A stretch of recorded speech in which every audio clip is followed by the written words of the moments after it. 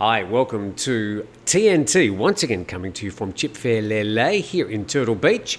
As I look outside, they're getting ready for the start of this year's Turtle Festival. It goes from March the 1st to the 10th. Sorry, my beach houses are all booked out, at least for the next 3 or 4 days. It sort of kicks off late this afternoon with turtle launching, sort of releasing turtles back to the water. I've sponsored one of them, so I'll be doing my job. Also, Steve Ross from the Grumpy Old Men program, he's got his own YouTube channel too. He's going to be at the front of the parade, marching with the local Tessaban, with his 2-metre turtle that he's built from cigarette lighters. So we'll be on the sides cheering Steve and his team on. And I'm sure we'll be bringing you some video over the next week of all the festivities here in Thailand. Now, speaking of festivities, Songkran. Let's try and find out a bit more what's happening with Songkran this year. We're promised that it's going to be bigger and better, probably wetter. Let's see what happens. BangkokPost.com, Songkran to make the biggest splash yet. Bangkok's gearing up for this year's celebration of Songkran, expected to be more extravagant than ever before, as the water festival will be organised as part of the government's promotion of Thailand's soft power. Somebody mentioning in the comments section the other day that they're getting a little bit sick of hearing this soft power term. It's almost as bad as hub. So yeah, I think we'll have to put up with it for a while. It's the latest darling of tourism in Thailand. Let's promote our soft power. Nothing very soft about Songkran, especially in some of those busy tourist areas. But they say that this year's Songkran in the city will be grand, as the TAT plans to make Songkran celebrations a part of the government's soft power promotion policy. And the governor of Bangkok was speaking after a meeting held by the BMA executives to discuss the city's preparations. Now, Songkran in Bangkok will be held from the 10th to the 18th. Now, actual Songkran Day is on April the 13th, but they're going to be starting from the 10th going to the 18th. Not exactly sure, and I think neither are the executives, what some of those promotions are going to be. But for people who do not only like the water splashing and the pump water guns and everything, but also a bit of the history and culture, I think there'll be plenty of that around Bangkok this year. Khao San Road will be designated as Bangkok's main Songkran site. I think that'll be mostly water fights, not a lot of culture in Khao San Road, and will be connected with Ratchadamon Klang Avenue and Sanam Luang, which have been selected by the TAT to host the Maha Songkran World Water Festival 2024. Now, I think that part of the festivities will be much more cultural, a little bit more downbeat. There'll be plenty of splashing, but I don't think it'll be the wild, drunken parties. And the TAT's Maha Songkran World Water Festival 2024 will be held nationwide from the 11th to the 15th. I hope you're taking notes. All sorts of dates being thrown around, but when we do get some sort of schedule of events, locations and activities, we'll certainly publish that for you, and hopefully there'll be some local colour and moisture here in Thai Muang so we can share a bit of Songkran 2024 with you.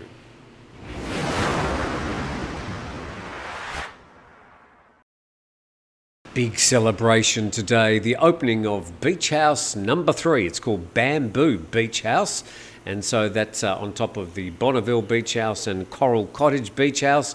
So a big day for me. I've actually got guests all arriving today. I've got checkouts as well, so a very, very busy day as we sort of put the final touches and welcome our guests. So apart from that, still got to do my program, including this story that comes from calsodenglish.com. A tourist injured in Phuket parasailing returns to China. Now, the parasailing, I think I've got a photo here. We sort of get a sense of what happens where you're dragged behind a speedboat with a huge parachute, and as the speedboat speeds up, well, you're sort of propelled up into the air. Now, I've watched this many, many times, and it doesn't always go exactly as planned. Suffice to say that I don't think you'd see these parasailing rides in, well, any Western country that's got anything resembling occupational health and safety. but here in some of the tourist locations on the beaches, it's still very popular, and people enticed to part with, 2,000 baht for the pleasure of flying under one of these parachutes. And a Chinese female tourist who had posted the video blaming the parasailing operator for causing her to have an accident that ended in a fractured leg at Coron Beach in Phuket. She's returned to China yesterday. And Miss Han's 43-second video has gone viral on social media. It's received at least 4 million views. Many people have commented it. It's also hot news in Thailand. Even the PM has stated in an interview that he's concerned about tourists who visit Thailand. As a result, he encouraged relevant agencies and business operators to help ensure the safety of tourists as well. Well, again, watching these operators, it's just inherently a dangerous thing to do. And depending where the wind's blowing and how fast it's blowing and if there's any gusts, things can go badly very, very quickly. Miss Han suffered an accident on February the 24th. She said that the operator just advised her to use the parasailing service without providing details or directions. Instead, it was quickly drawn up into the air, causing her to hit the ground when it was landing, breaking her leg.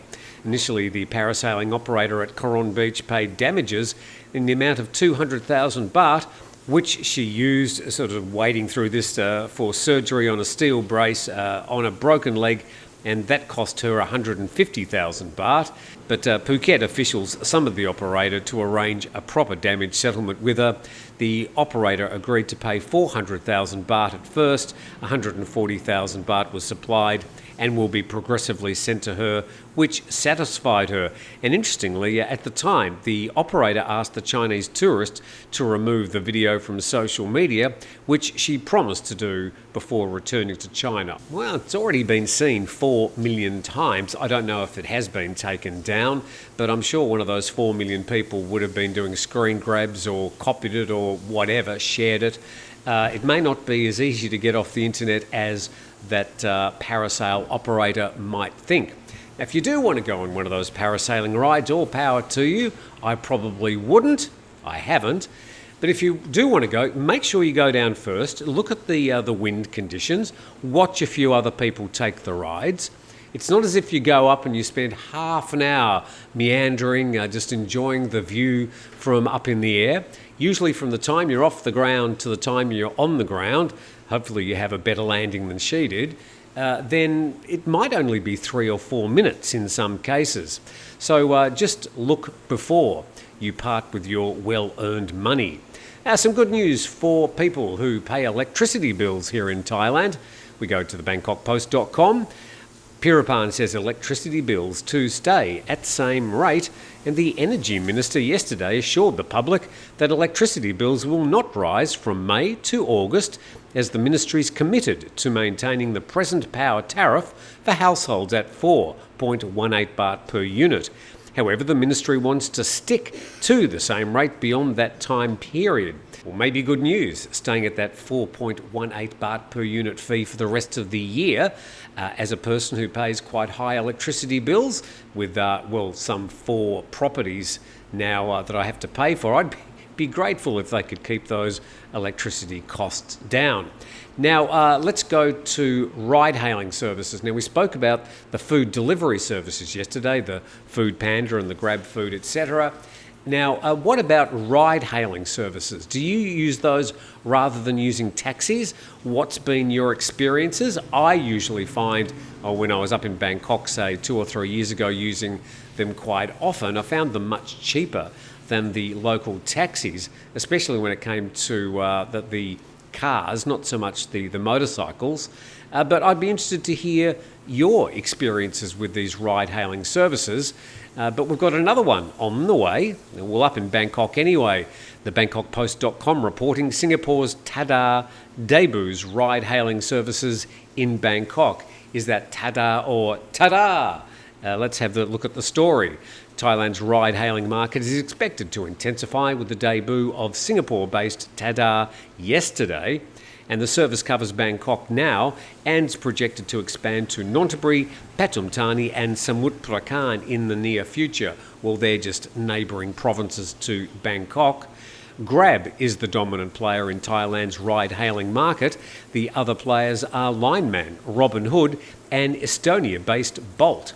Now, a lot of the discussion I see about these ride-hailing services, particularly where I live, is based on people's horrendous experiences with the high taxi fees out of the Phuket International Airport, and a lot of people wanting to use these ride-hailing services. And until recently, the taxi cabals made it very difficult for them to operate inside the airport. So you'd have to trudge with your luggage across the car park and actually go outside the airport. Now, at least Grab is allowed inside the airport, but I can assure you the taxis services still make it very difficult for them to operate. And Thailand's ride-hailing market is estimated at $2.26 billion this year, and is expected to reach $4.6 billion by 2029. So good luck to Tada from Singapore as they launch their new service. A bit more competition in the ride-hailing market, well, at least in Bangkok.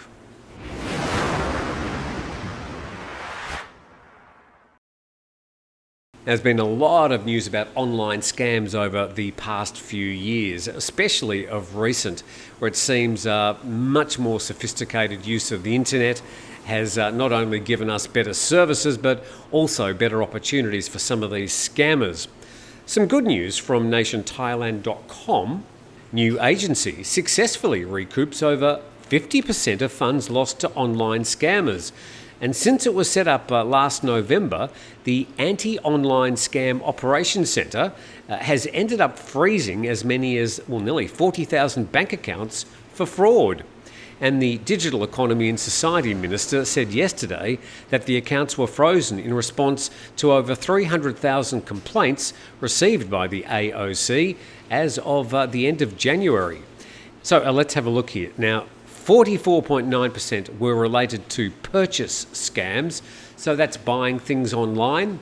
I almost universally use Lazada for most of my online purchases, and well, so far I haven't had any trouble at all. But I remember a few years ago I bought some sneakers I saw online.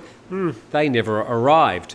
But also fake job offers is 13.3%, fake investment schemes 9.3%, loan sharks 8.4%, and extortion 6.2%. That's particularly worrying. And in January alone, the agency was able to freeze enough accounts to recoup 1.9 billion baht, or some 56.7% of the 3.4 billion baht lost to scams.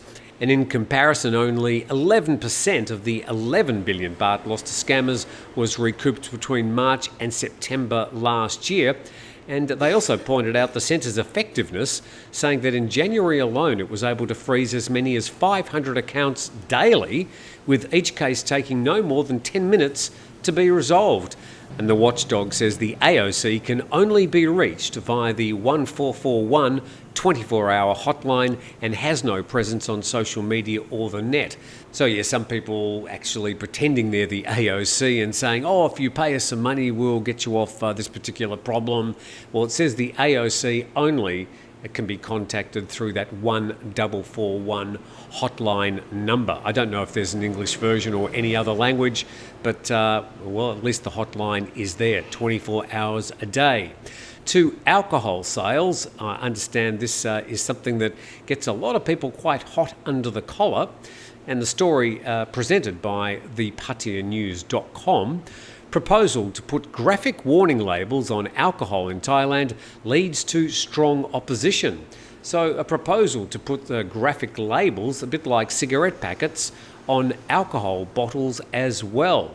And a Move Forward Party MP has received a letter from representatives from alcoholic beverage industry protesting against a draft announcement of the Alcoholic Beverage Control Committee regarding graphic packaging labels for alcoholic beverages. And the images might include things like blackened livers. If I saw a picture of a blackened liver, I wouldn't actually know what I was looking at. Fatal car accidents, dying patients, and warning messages covering 30 to 50% of packaging surfaces. And the MP argued that such strict requirements could deter tourists, particularly those who enjoy nightlife and alcohol-related activities in Thailand. And this in turn could potentially harm entertainment service providers in the tourism sector. So off you go. What do you think? If you're enjoying a beverage at 1 or 2 in the morning, are you going to be looking at that label and going, ooh, I don't think I'll have this drink? Just be interested to know if you think it's an issue, or if you think it might be some sort of way of regulating alcohol consumption, making sure that people have got better education about what they are actually putting into their bodies. And there were also concerns that luxury imported brands of alcohol, including fine wine, would be strongly against the labels for potentially hurting their brand image and could potentially stop selling their valued brands in Thailand. So quite a lot to unpack there. Interested to hear your thoughts about putting graphic labels on alcohol bottles.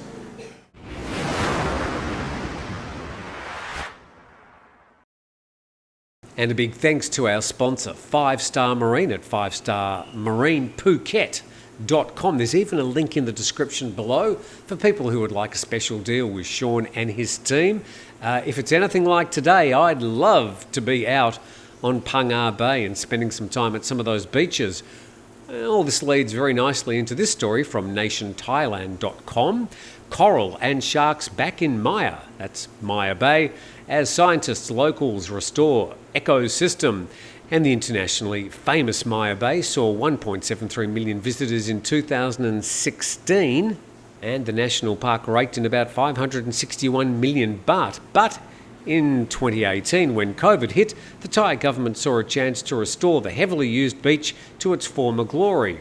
Well, just a bit of a fact check there. It was actually April 2020 when Thailand closed its borders for COVID-19.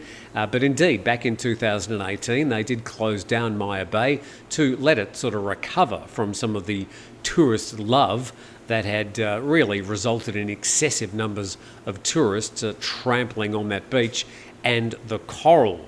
And the closure aimed to allow the damaged coral reefs and marine life to recover. Then after COVID, the government reopened Maya Bay, but with strict regulations in place. They continue to close the beach of Maya Bay every year for 2 months to assist with the environmental protection. So it does get a breather every year, usually in, I think that's August and September every year. Sean will tell me if I'm wrong. It might be September and October. I'm pretty sure it's August and September they close down the bay each year. And before the closure, more than 100 long-tailed boats parked daily on the sandy white beaches, and that completely destroyed the shallow coral reef in Maya Bay. And now only 300 visitors are allowed per hour in Maya Bay. Piers were added on the back of the island, and wooden boardwalks were installed for people to walk across the sandy island to the bay rather than walking directly on the island grounds. And people are only allowed knee-deep in the water, and national park rangers sit on the beach and blow a whistle warning tourists who venture too deep. That'd be a good job to have, wouldn't it? Sitting on Maya Bay blowing a whistle. As for the coral, prior to the shutdown, only 8% were classified as living, and that's now grown to some 20 to 30%.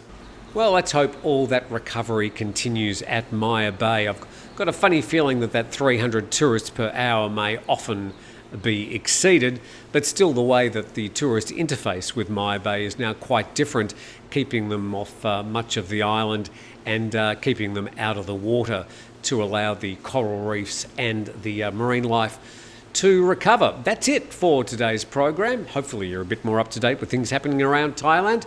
Don't forget the Turtle Festival starts tomorrow officially.